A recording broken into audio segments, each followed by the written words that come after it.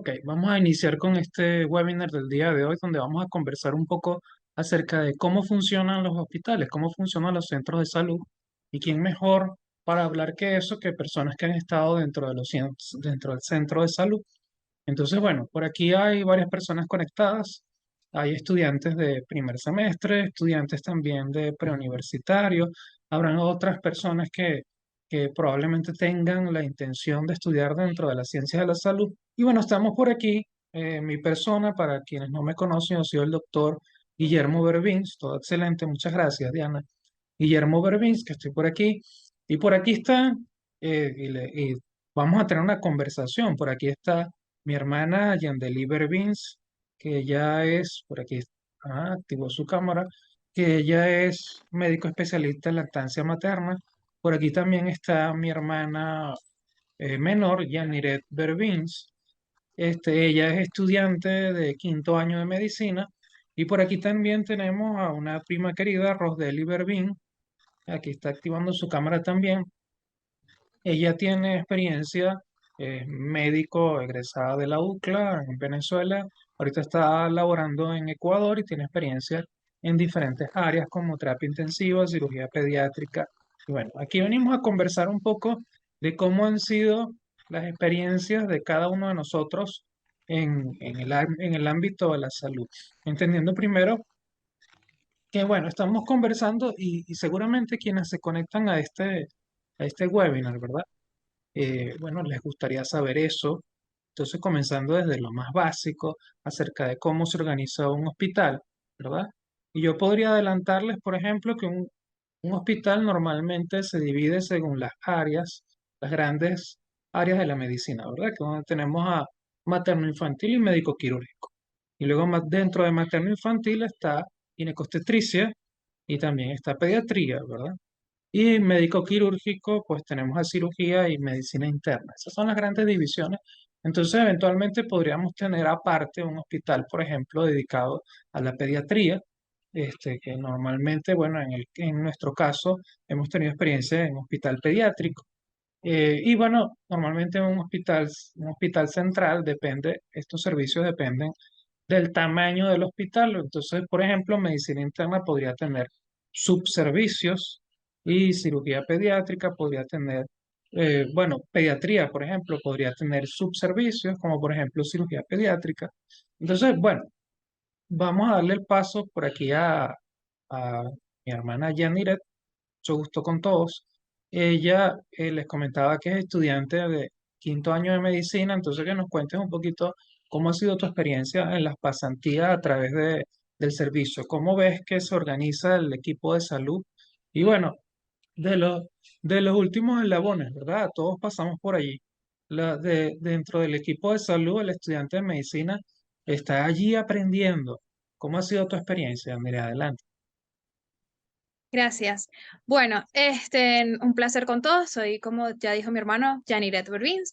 Y bueno, mi experiencia ha sido muy bonita, muy gratificante, de verdad que sí, porque a pesar de que soy el eslabón más bajo en el equipo de salud, porque soy la bachiller todavía, la que todavía está aprendiendo, ha sido muy gratificante porque todos los residentes tienen esa vocación también por enseñar. El amor a la medicina hace que no quieran quedarse con los conocimientos para ellos mismos, sino que realmente quieran transmitir esos conocimientos hacia la futura generación de médicos y que que podamos ser realmente un equipo. Entonces, por ejemplo, en mi caso como estudiante, tengo digamos, un supervisor directo o un profesor directo que es especialista, es adjunto en el hospital, es, digamos, el puesto, eh, entre comillas, más alto porque estaría primero el jefe de servicio y luego estaría, pues, mi docente que sería adjunto o especialista. Él es directamente el que nos evalúa a nosotros como estudiantes, el que está atento a nosotros. Sin embargo, el que está en el día a día son los residentes. Quienes están en el día a día son los residentes, que son quienes están haciendo la especialidad. Entonces se divide por año dependiendo de la especialidad. Eh, Aquí se denomina como residente de primer año, residente de segundo año, residente de tercer año, cuarto año, dependiendo de la especialidad. Y entonces se tiende a nombrar como R1, es decir, residente de primer año, R2, residente de segundo año, R3, residente de tercer año. Y luego estaría pues ya el especialista. Nosotros tenemos contacto directo dependiendo del servicio. Los servicios de menor complejidad, como lo explicó Guillermo, por ejemplo, dentro de medicina interna hay unas subdivisiones. Entonces tenemos crónicos, por ejemplo, que es donde están, es un servicio de un poquito de menor complejidad porque están los pacientes que tienen enfermedades crónicas, están los pacientes ya unos que digamos de cuidados intermedios o subagudos. Entonces ahí tenemos unos residentes de mayor año. Eso era lo que quería hacer referencia, que cuando estamos en un servicio de menor complejidad, como es crónico, estamos en contacto directo día a día con los residentes de primer año, que son los médicos que ya se graduaron, ya hicieron un año de residencia asistencial y luego comenzaron el posgrado. Y mientras va aumentando la complejidad de los pacientes o el estado de los pacientes en la unidad de agudos, por ejemplo, están los residentes de segundo año, en el caso de medicina interna, y en la parte de agudos están los residentes de tercer año, igual en el caso de medicina interna. Pero siempre con mucho, o sea, predominó en mi pasantía, por ejemplo, por medicina interna y por cirugía, el deseo que se ve en los residentes de transmitir sus conocimientos y de realmente involucrarnos en el equipo de salud. A pesar de que, como dijimos, bueno, soy el eslabón pequeñito, pero es el eslabón que está más cerquita del paciente porque no tenemos tantos pacientes a nuestro cargo, tenemos pocos pacientes, entonces estamos muy cerquita del paciente y podemos estar muy atentos a cualquier cambio que hace el paciente y eso es algo que es valioso, es muy valioso porque podemos hacer aportes importantes hacia la situación del paciente, al decirle, comunicarle rápido algo al residente o ejecutar una orden de manera más rápida de lo que podría hacerlo un residente que tiene mucho más trabajo. Qué bien, chévere. Bueno, muy bien, gracias, Yanire. Fíjate, para ubicarnos un poco, ¿verdad? Cuando somos estudiantes vamos rotando por los diferentes servicios, bueno, para ir aprendiendo de cada área. Yanire entonces está en el servicio de medicina interna, nos cuenta acerca de su pasantía en el servicio de medicina interna. Medicina interna se refiere a medicina de adultos. Entonces, repasando un poquito lo que ella decía, aquí hay como una especie de jerarquía, ¿verdad? Entonces podríamos ir desde el más bajo hasta el más alto, ¿verdad? Por ejemplo, están primero los estudiantes, serán los más bajos porque estamos aprendiendo.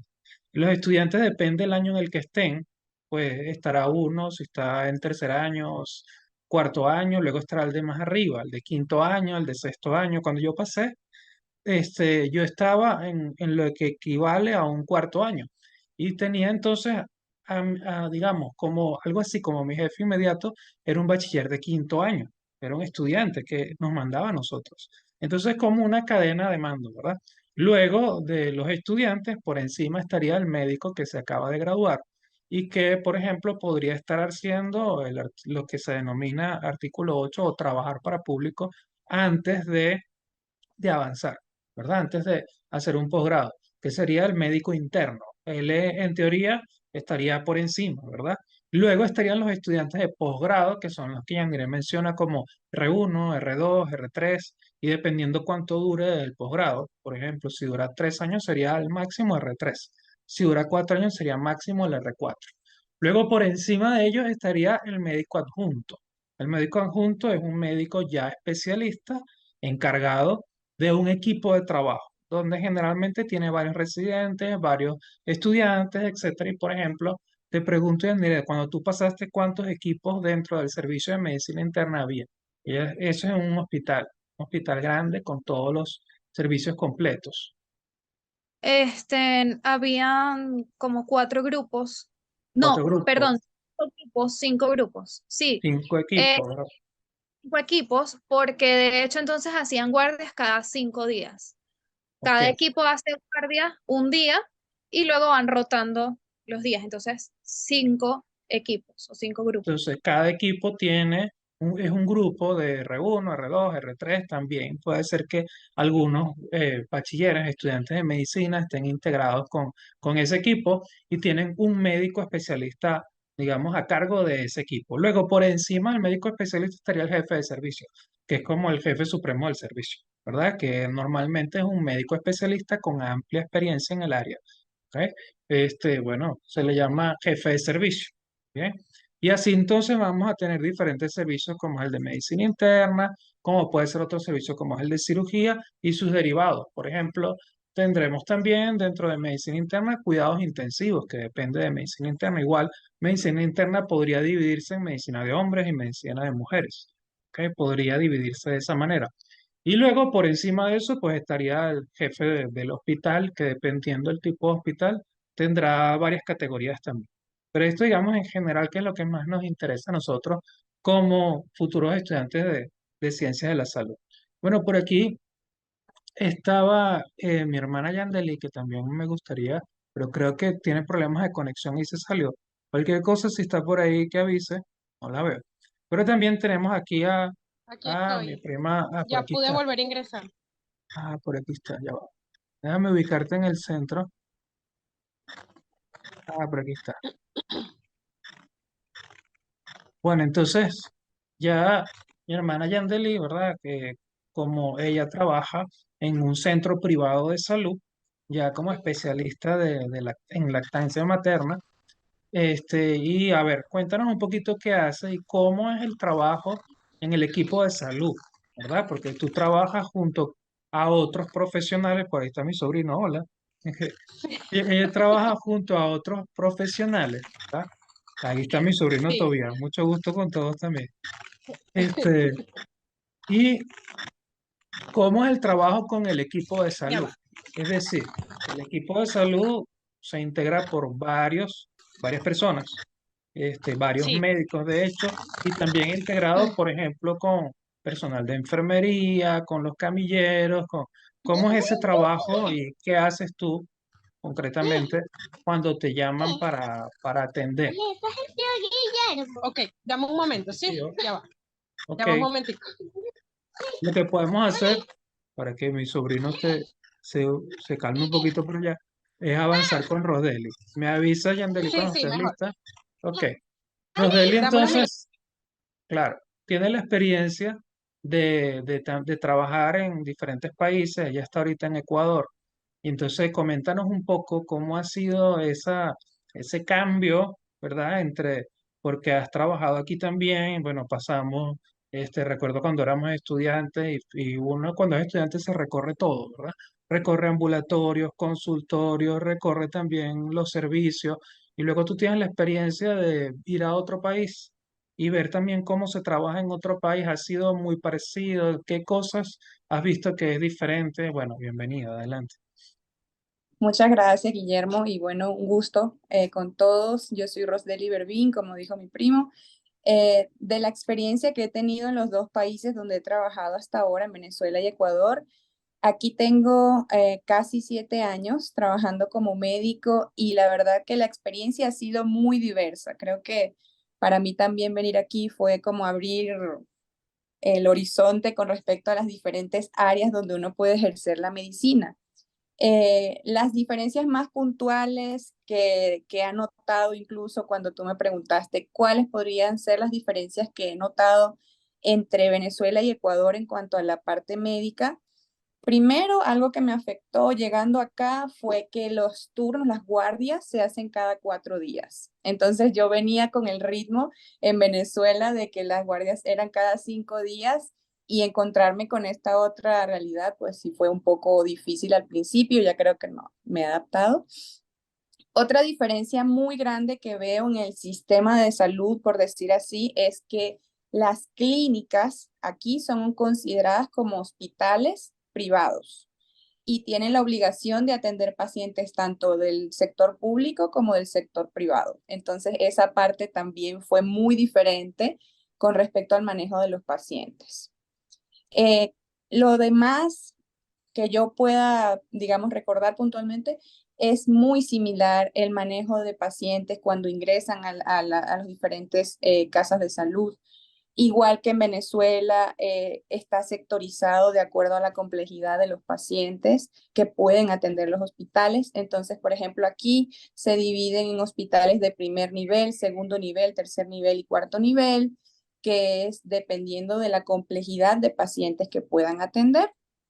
Entonces, digamos que un paciente obviamente que requiere mayor complejidad y más subespecialidades tendría que ingresar a un hospital de tercer nivel o de cuarto nivel. Eso con respecto a la parte, digamos, más grande, ¿no? El trato y el manejo del paciente cuando ingresa directamente al hospital es prácticamente igual. Como sabemos, todos los pacientes cuando ingresan a un hospital lo hacen a través de, digamos, dos áreas principalmente. Una puede ser a través de la consulta, es decir, un paciente que tiene alguna dolencia, algún problema y requiere que un médico especialista o un médico general lo evalúe, le realice un diagnóstico oportuno y con este diagnóstico, si el paciente lo requiere, va a ser hospitalizado. Esa podría ser, digamos, una forma de un ingreso de un paciente a una casa de salud.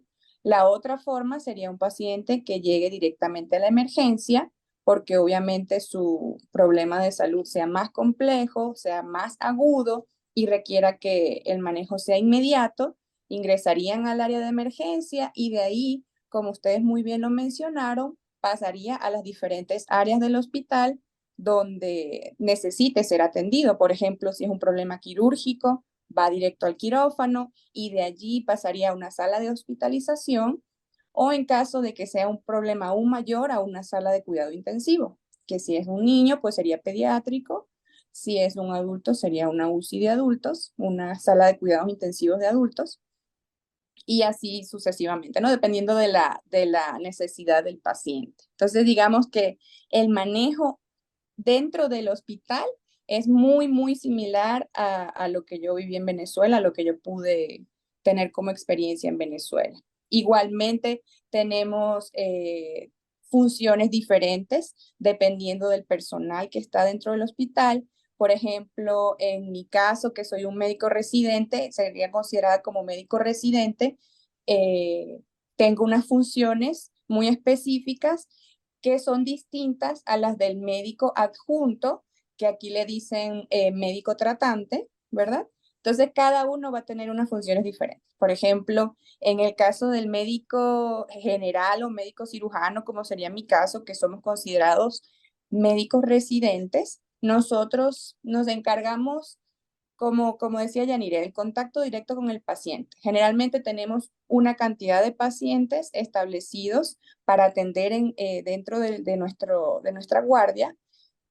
Tenemos que estar pendientes de cualquier cosa, cualquier novedad que tenga el paciente, realizar una evolución que puede ser diaria o puede ser 2 veces al día y de allí realizar modificaciones en las indicaciones médicas de acuerdo a lo que necesite el paciente. Y en caso de ser requerido, realizar algún procedimiento. Qué bien, muchísimas gracias, Roseli, por todos esos comentarios. Yo también quería, bueno, ampliar un poquito la discusión, la conversación. Y bueno, por ejemplo, yo viví la experiencia de pacientes que eran hospitalizados por uno de los servicios, ¿verdad? Porque entendemos que en la persona, el paciente, digamos, se presenta en un servicio dependiendo de la necesidad que tenga.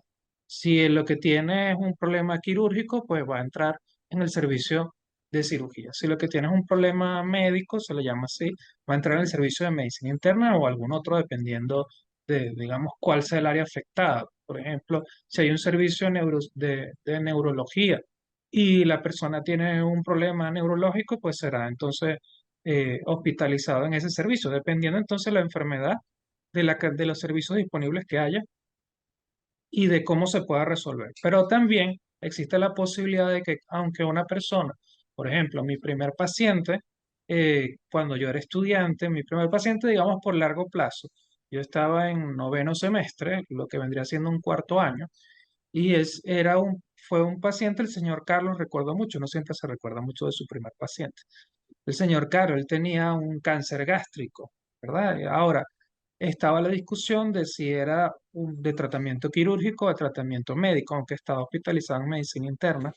Entonces, eh, se- entonces uno hace una interconsulta con el otro servicio, ¿verdad? Digamos, si yo quiero, aun cuando, por ejemplo, yo esté en el servicio de medicina interna, pero quiero que, digamos, los cirujanos o los estudiantes de cirugía, del posgrado de cirugía, evalúan a un paciente que está en medicina interna, yo hago se denomina interconsulta. Es decir, yo le digo, vengan, evalúen ustedes a mi paciente desde un punto de vista quirúrgico y díganme si es necesario operarlo o no, o lo sigo tratando yo solo como del área de la medicina interna. En eso, digamos, también es una forma de integrar un servicio con otro y que de hecho es muy importante en muchas circunstancias, ¿verdad? Porque a veces tenemos un paciente que tiene más de una necesidad en relación a sus diagnósticos y bueno, existe también esa figura, la interconsulta. Yo recuerdo también que en relación a ya mi adelanto en la vida estudiantil, a que yo me sentía muy inseguro y seguramente les sucederá. Es más, estoy seguro que le sucede también a Yanire y que le sucedió a ustedes, que uno está cuando está en quinto año y comienza a ver pacientes, uno dice, ¿yo qué hice? Tengo 5 años estudiando y no sé nada. Pero uno empieza poco a poco a tomar experiencia y sobre todo ya hacia el final de la carrera, cuando te exigen que des diagnósticos y tú das diagnóstico y tú dices, ¿será? Y te dicen, sí, eso es, y tú dices, yo sí sé, de verdad. Comienzas a confirmar un poco que lo que has venido estudiando durante tanto tiempo de verdad que sí te sirve para diagnosticar, para tratar. Comienzas a adquirir esa, esa experiencia con ese trato que precisamente hacia el paciente que precisamente se da hacia el final de la carrera. Bueno, y Andeli la teníamos pendiente con unas preguntas que le habíamos hecho acerca de cómo es esa integración. Entiendo que trabaja en un área quirúrgica, cómo en quirófano, pues, ¿no? Pero cómo es esa integración del equipo de salud cuando hay presente varios médicos con diferentes funciones y también distinto personal de salud, no solamente médicos, sino las enfermeras, que son muy importantes, porque, bueno, los médicos sin enfermera en un centro de salud, sin enfermeros en general, en un centro de salud, digamos, como que no somos nada. Nos piden tomar una vía y algunos la tomarán, pero muchos no. Bueno, adelante. Ok, bueno, muchas gracias. Bueno, fíjate, la forma de organizar en el centro de salud privado donde yo trabajo, la forma en que está organizada, me parece sencilla de explicar si el paciente llega a emergencia, ¿ok? En líneas generales tenemos dos servicios, la emergencia y la consulta externa. Entonces, si el paciente llega a emergencia, independientemente de la razón por la que está llegando, en este centro privado lo recibe un residente, que es el médico general. Es un médico general que es el que está de guardia allí en la emergencia. ¿Ok? Diferente, por ejemplo, del centro de salud público donde tienes los especialistas allí presentes. Hay algunos centros de salud privados donde, por ejemplo, puedes encontrar un pediatra de guardia presente, pero en los centros de salud privados generalmente quien recibe al paciente es un médico residente. ¿Ok? Dependiendo del caso, de lo que requiera el paciente, de la sintomatología que presente, bien sea lo atiende el mismo residente o llama al especialista. Entonces, si hablamos de un niño, pues llamará al pediatra. Si el paciente tiene una sintomatología aquí con un diagnóstico quirúrgico, entonces, bueno, llamamos al cirujano o se llama al internista, dependiendo, quién hace ese primer abordaje es el residente y él hace el contacto entonces con el especialista, ¿ok? También está la figura de la interconsulta. Entonces, por ejemplo, supongamos que el paciente es un paciente quirúrgico o vamos a hablar del área en la que yo trabajo, que es una paciente obstétrica que va para una cesárea de emergencia, por ejemplo. Entonces, la paciente llega a la emergencia porque, digamos, tiene contracciones o tuvo ruptura de membrana.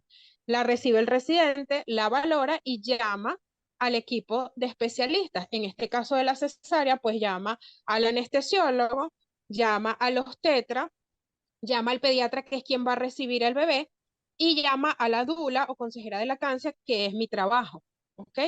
Entonces, allí se evidencia lo que es el equipo multidisciplinario, ¿ok? Por ejemplo, si fuese un paciente pediátrico quirúrgico, pues igual, se arma un equipo multidisciplinario, llaman al cirujano pediatra, llaman al pediatra, llaman al anestesiólogo pediatra, ¿ok? Una vez que el paciente, por ejemplo, ingresa a quirófano, allí están presentes, que decía Guillermo, personal muy valioso, que son las enfermeras, que por supuesto abordan al paciente junto al residente en la emergencia, pero luego si el paciente sube a quirófano, por ejemplo, o el paciente es hospitalizado, las enfermeras son las que hacen esos cuidados de poner la vía, de poner tratamiento. En el quirófano hay una enfermera que llamamos circulante y hay una enfermera que llamamos instrumentista. La instrumentista es la que, como el nombre lo indica, pasa los instrumentos a los cirujanos, que si dame bisturí, que si dame episiotomo, que dame lo que necesite el cirujano principal o el ayudante, entonces se lo pasa a la enfermera. Y la circulante, como también el nombre lo dice, pues es la que está por allí, vamos a decir, caminando, circulando, pasando las cosas que se necesiten. ¿Ok? Ok, sí, te ¿Sí se está escuchamos. escuchando? Sí, te Ok, escuchamos. Adelante, sí. ok, perfecto. Entonces, por ejemplo, les voy a contar el casito de mi niño que llegó con el que apareció en la cámara. Él llegó con una emergencia hace unos meses a la clínica, a la misma clínica en la que yo trabajo. Entonces, llegamos con él, lo recibe el residente llama al pediatra porque es un niño, entonces él lo valora, ve que no está en sus manos atenderlo, llama a la pediatra lo valora y la pediatra comienza a sospechar de algo quirúrgico. Entonces la pediatra llama al cirujano pediatra. Entonces siempre se arma ese equipo. El cirujano pediatra llamó a una ecografista y a una imagenóloga para que le hicieran estudios de imágenes. Al descartar con esos tres especialistas, se descartó una causa quirúrgica, entonces luego se determinó la causa médica y quien finalmente lo abordó fue la misma pediatra. Pero siempre hay un equipo multidisciplinario, siempre hay uno llama a otro para saber su opinión y así hasta llegar juntos a un diagnóstico. Muy bien, muchas gracias, Yandeli. Y yo quiero, bueno, La hora. ahora abrir un poquito digamos, la visión, el panorama, porque primero debemos entender que hay diferentes centros de salud, ¿verdad? Hay centros de salud pequeños que normalmente denominamos ambulatorios. Hay diferentes tipos de ambulatorios, como ambulatorios urbanos, ambulatorios rurales. Normalmente el rural se encuentra en zonas apartadas y suele, digamos, ser más pequeño. El urbano suele ser un poco más grande y suele estar en las ciudades. Cada uno se categoriza más o menos como dijo Roseli, por ejemplo, hospital tipo uno, pero los ambulatorios también tipo uno, tipo 2, etcétera. Y igual los hospitales tipo uno, tipo 2, según el nivel de complejidad y los servicios. Ahora, ¿cómo se coordinan? Y aquí entra la salud pública, ¿verdad? Porque cada centro de salud está regido por una institución central. Esa institución central puede ser, digamos, la Dirección Regional de Salud, en algunos casos era conocida como Sanidad, pero hay una dirección central que está dirigida por médicos salubristas y epidemiólogos, donde estos centros de salud le rinden cuenta a esa dirección general. ¿Le rinden cuentas en qué sentido? Bueno, desde un punto de vista económico y desde un punto de vista administrativo. Y la parte epidemiológica es muy importante, como es, por ejemplo, reportar las enfermedades que han atendido, cuántos pacientes han atendido, y esa información se recopila porque es información valiosa y nos dice, por ejemplo, si hay enfermedades que están en aumento en la población o que están en disminución, y habla entonces digamos, qué medidas deben tomarse en función de las enfermedades que están presentes en la región. ¿Ok? Si yo veo que está aumentando los casos de dengue, entonces vamos a apretar en cuanto a la prevención primaria, en cuanto a la promoción de la salud dirigido hacia los casos de dengue para tratar de disminuir. Bueno, vamos entonces con los comentarios finales de cada uno de ustedes. Un mensaje a esas personas, a esos futuros estudiantes de ciencia de la salud o estudiantes que están en los primeros semestres, ¿qué les dirían en cuanto a su experiencia, a la experiencia que han tenido? Sé que Roseli también ha tenido experiencia administrativa y podría comentarnos también adicionalmente un poco de eso, a ver qué dice Aniré en relación a ver un mensaje a estos estudiantes de primer año o futuros estudiantes que creen, que crees tú que les gustaría escuchar. Bueno, principalmente que crean en sí mismos y que vale la pena, que vale la pena. Todos los sacrificios y todas las noches estudiando y todo lo que debemos apostar por, por nosotros, por nuestro sueño, por la carrera, pues vale la pena. Eh, lo que tú comentabas anteriormente, de que cuando nos enfrentamos ahorita en esta situación, que yo me enfrento al paciente y me piden un diagnóstico, de pronto así, diagnostica rápido y tratamiento, y me da así como ese temor de no saber qué ha pasado en estos años que llevo estudiando, ¿no? Y si realmente pues tengo la capacidad de enfrentarme a los retos que me están imponiendo en este momento, pero es al reto para el que me he estado preparando todos estos años. Una breve experiencia que tuve en estos días, que se lo comenté a Yandeli justamente, que yo ahorita estoy rotando por el servicio de ginecología, ya roté por el servicio de medicina interna y por cirugía, y ahorita estoy rotando por el servicio de ginecobstetricia. Y nos mandaron a hacer algo muy sencillo, simplemente a ocultar el foco fetal. Y nosotros detectamos que el bebé tenía el ritmo cardíaco disminuido, tenía una bradicardia. Y la mamá ya tenía síntomas pues de sufrimiento fetal. Entonces, nosotros le dijimos al adjunto, que era nuestra profesora, y se lo dijimos, nuestra docente, le dijimos, creemos, pero es que no estamos seguros porque nosotras mismas estábamos dudando de lo que habíamos escuchado, algo tan sencillo, pero teníamos dudas, decíamos, ¿será que es porque la mamá se está moviendo? ¿Será porque tiene contracciones? ¿Será por esto? Teníamos muchas dudas de nosotras, una compañera y yo.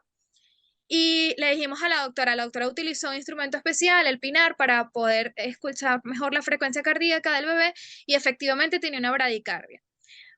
La doctora movió a todo el mundo, se logró hacer la cesárea y el bebé, a pesar de que nació un poco deprimido en sus funciones, luego se logró la reanimación y pudimos entonces, con esa observación de nosotros, de estar ahí pendiente y de escultarle efectivamente el foco fetal, pues acelerar la cesárea, a pesar de que no le tocaba el turno en ese momento, acelerar la cesárea y lograr salvarle la vida a ese bebé, porque probablemente si tuviera más tiempo en sufrimiento fetal hubiese sido una consecuencia lamentable, ¿no? Entonces, la doctora nos incitó mucho a eso, pues nos instó, perdón, mucho a eso, a la confianza en nosotros, a la confianza en nuestros conocimientos, que salvamos una vida y bueno, eso es algo espectacular y más la vida de un niño recién nacido, ¿no?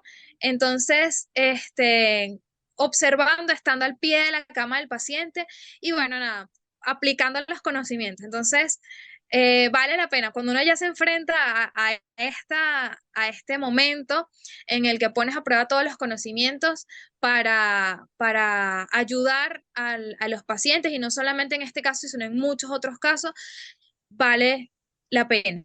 Y uno mira hacia atrás y dice, sí, sí valió la pena todo lo que estudié, todo lo que me queda por estudiar, porque todavía me queda muchísimo por estudiar, pero ya uno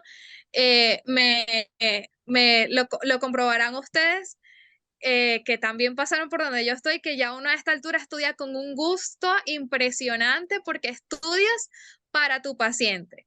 Ya no estudias para un examen, ya no estudias para que contestar las respuestas al doctor, sino que estudias para tu paciente. Estudias ya le pones cara a la enfermedad, le pones una sonrisa en el familiar que te da las gracias, le pones un salto a tu corazón cuando el familiar te dice, Dios la bendiga, doctora, gracias por atender bien a mi paciente, porque ya a mí me llaman doctora, aunque no lo sea por estar ahí al ladito del paciente, ¿no? Entonces, esos momentos son los que pues le dan la fuerza a uno y por eso ya uno estudia así con esa pasión y ese gusto, a pesar de que al principio uno lo hace, pero ahora le pones cara a cada una de las enfermedades y es totalmente distinto. Así que bueno, ánimo y a seguir adelante. Muchas gracias. Y yo quiero que aquí puede ser que hayan estudiantes que no han comenzado. Algunos sí seguramente ya comenzaron. Hay algunos que están haciendo nuestro curso de premedicina y que quizás no han comenzado todavía y entonces de pronto ya ni le dice, porque es que los trasnocho, vale la pena el esfuerzo y quizá no se ubican cuál esfuerzo, pero seguramente han escuchado que estudiar dentro de la ciencia de la salud implica un sacrificio. Pero lo que quiero que extrapolen ustedes no es tanto, por allá un estudiante me escribía, es verdad eso, que es muy difícil, yo no sé, no sé si comenzar, estaba insegura por la misma fama que tiene la carrera de ser difícil y de que no duermes y de que no haces nada. Se puede hacer todo siempre que, bueno, ponga las cosas en orden, ¿no? Nosotros estamos llamados a ser, digamos, médicos integrales en el sentido de no solamente estudiar medicina, sino también abarcar otras áreas. En ese sentido estamos llamados a eso. Entonces, extrapolen ese esfuerzo al cual se van a enfrentar o al cual se están enfrentando con esto que comenta Yanire, que es la atención al paciente y entiendan que están estudiando, aunque no le vean la cara ahorita, están estudiando para ellos, que a veces uno no lo ve tan claro al principio. Al principio no lo ves tan claro porque tienes un libro, pero finalmente te das cuenta que todos esos conocimientos son necesarios.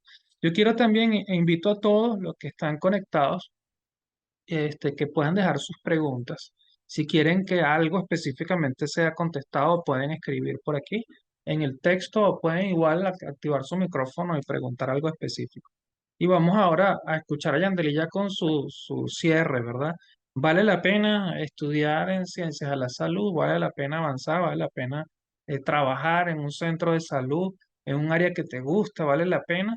Y como ven que mi hermana, y, bueno, mis dos hermanas están, digamos, inmiscuidas también con la maternidad, que siempre es un pasito, digamos, mayor de dificultad y mi hermana tiene también esa experiencia de estudiar en ciencias de la salud, graduarse y ser mamá a la vez, y bueno, ser muchas cosas, pero sobre todo importante, ser mamá, ¿verdad? Entonces, vale la pena ese sacrificio, adelante. Sí, sí, sin duda alguna que vale la pena cuando llegas ya al sitio al punto de hacer lo que amas. Eso, o sea, es una sensación indescriptible. Yo pienso que un don de Dios, un regalo de Dios es hacer lo que amas, es que tú ames tu trabajo.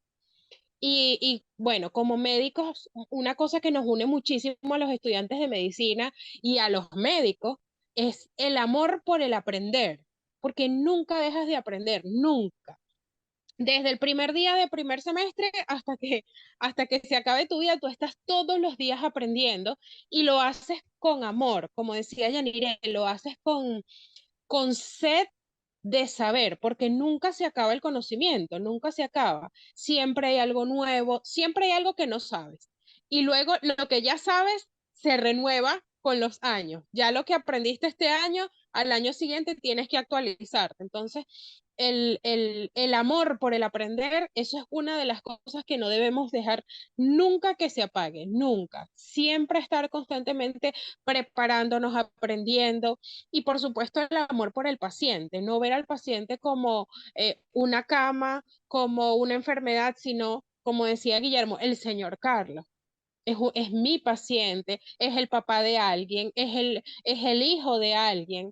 Y ese servir, ese don de servicio que tenemos los médicos es un regalo maravilloso y el poder trabajar en lo que amas es increíble, es increíble.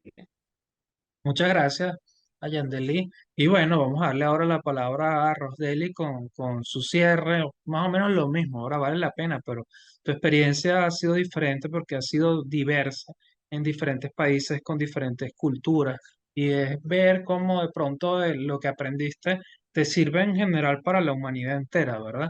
Y te abre un poco los ojos al ver que aun bueno, al fin de cuentas todos somos iguales, ¿verdad? Todos pertenecemos incluso al mismo continente, al mismo mundo, todos somos humanos.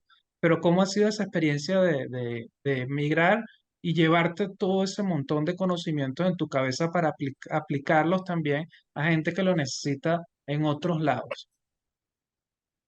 Sí, oye, qué interesante pregunta. Realmente la parte de la atención médica, siento yo honestamente que es similar.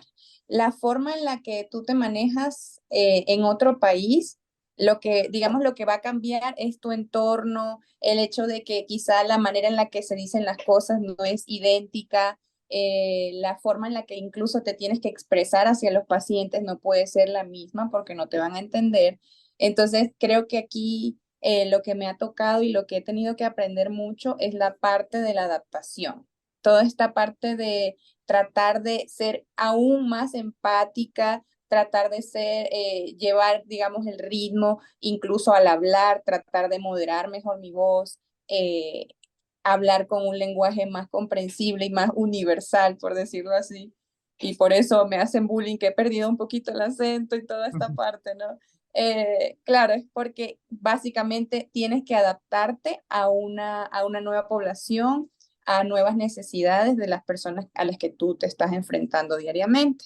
Entonces aquí he tenido, como tú dices, la oportunidad de esa parte de conocer una cultura diferente y también al mismo tiempo conocer distintas áreas de la medicina que no había manejado en Venezuela. He tenido mucha experiencia en la parte administrativa, cosa que nunca en mi vida pensé que iba a tener este tipo de experiencia y aún así lo he disfrutado un montón. O sea, he aprendido muchísimo aquí, estando aquí, de cómo se maneja un hospital, cómo es la forma en la que se deben derivar los pacientes, cómo es la manera en la que se debe llevar toda la parte administrativa y de verdad que, aunque no lo crean, es súper interesante y es algo a lo que uno normalmente no lo adaptas o no lo tomas en cuenta mucho cuando estás estudiando la carrera. Entonces creo que ha sido muy enriquecedor porque me ha ayudado a ver la medicina desde afuera también y entender un poco mejor toda esta parte de cómo se manejan los hospitales. Muchas gracias. Gracias, Rosdeli. Por aquí Andrea nos deja una pregunta. Dice, ¿es cierto que en el proceso de la carrera universitaria no tendremos tiempo para disfrutar de nuestra juventud, como por ejemplo salir con amigos? A ver, que no sé, cualquiera puede responder eso, ¿no? Pero ¿quién le gustaría responder un poquito de eso? Yo Bueno, creo que no es cierto, Todos. perdón que voy a interrumpir. Ajá. Bueno, yo voy a hablar según mi experiencia, sí tuve la oportunidad, a pesar de que realmente es un tiempo que tienes que dedicarle mucho tiempo al estudio, sí te da el tiempo suficiente para poder compartir, para poder disfrutar, como ella dice, de sus años de juventud. Yo siento que comencé la carrera también muy joven, a los 17, 18 años, y realmente no siento que haya tenido truncada mi juventud, que no haya podido disfrutar, conocer a las personas con las que estaba estudiando, disfrutar, no. Realmente siento que sí es una época que se disfruta mucho, aun cuando tiene ahí junto un poquito de sufrimiento por toda la parte del sacrificio que implica el estudio constante. Esa es mi opinión. ¿Quién más quiere comentar? Por aquí creo que tenemos otra pregunta. Si yo les puedo decir también, Diana dice, ¿qué me recomienda hacer durante la espera para entrar en la carrera? En la UCB, Universidad Central de Venezuela, hay de 2 a 3 años de espera. Bueno, respondiendo, agregando un poquito lo que hizo Rosdely en mi experiencia personal, yo todos los viernes salía con mi amigo, que es como mi hermano, que es César, y a mí no me importaba que el próximo, el lunes tuviese parcial, yo salía, porque es que si uno no se da un tiempo para uno, se vuelve loco, ¿sí? Yo preferiría salir, no sé, un punto menos, pero que yo supiera que podía esparcirme, ¿verdad? Pero y a fin de cuentas, si te quedas pegado estudiando sin descansar, a fin de cuentas uno rinde menos. Entonces, salir y despejarse también es importante. Ciertamente también tuve sacrificios, como que tenía que ir a una fiesta y decidí no ir porque tenía que estudiar. También tiene de todo, pero no quiere decir que no puedas ir nunca, porque también igual asistí a muchas fiestas, muchas reuniones y con mis amigos siempre, por supuesto, el llamado de forma sana, ¿verdad? Y en relación a Diana, ¿qué le recomiendo durante la espera?